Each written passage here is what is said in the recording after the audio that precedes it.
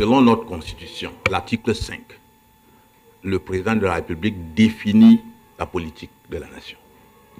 Et donc, que vous soyez ministre sur la base d'un accord de gouvernement, d'alliance avec son parti, ou ministre pêché directement de son parti ou de la société civile, comme il a l'habitude de faire, parce qu'il recrute les militants de son parti à travers le décret de nomination des ministres. Vous êtes là pour appliquer la politique définie par un homme, et dont cet homme est le principal responsable de ce que vous appelez bilan. Il faut évaluer le compte d'exploitation d'un homme politique de deux manières. La première manière, c'est de prendre ce que lui-même, au départ, ce qu'il a vendu au peuple, et ce que le peuple a obtenu à la fin. La deuxième manière, c'est une comparaison temporelle entre la situation que le peuple souverain vivait au moment où il prenait le pouvoir et celle qu'on vit au moment où on s'arrête pour essayer d'évaluer. Prenons le premier cas. Le président Biya, et je suis content que quelqu'un ait apporté un livre ici, il s'est engagé sur le prisme de la rigueur, la moralisation, et il a dit qu'il va apporter la prospérité au Camerounais. Et chacun, prenons mot à mot, la rigueur.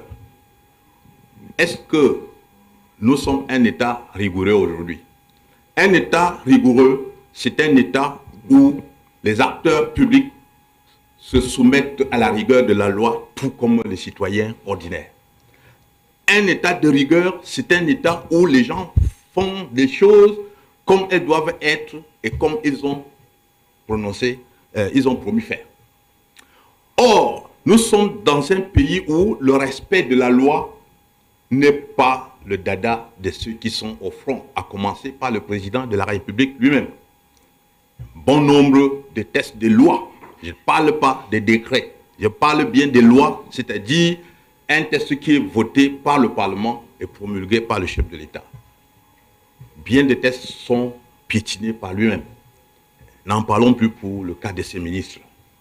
Un État de droit, un État de rigueur, c'est un État où le droit et la loi sont pour tout le monde.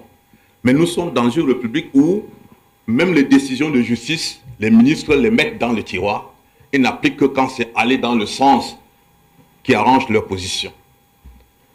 On peut en citer à n'en que finir.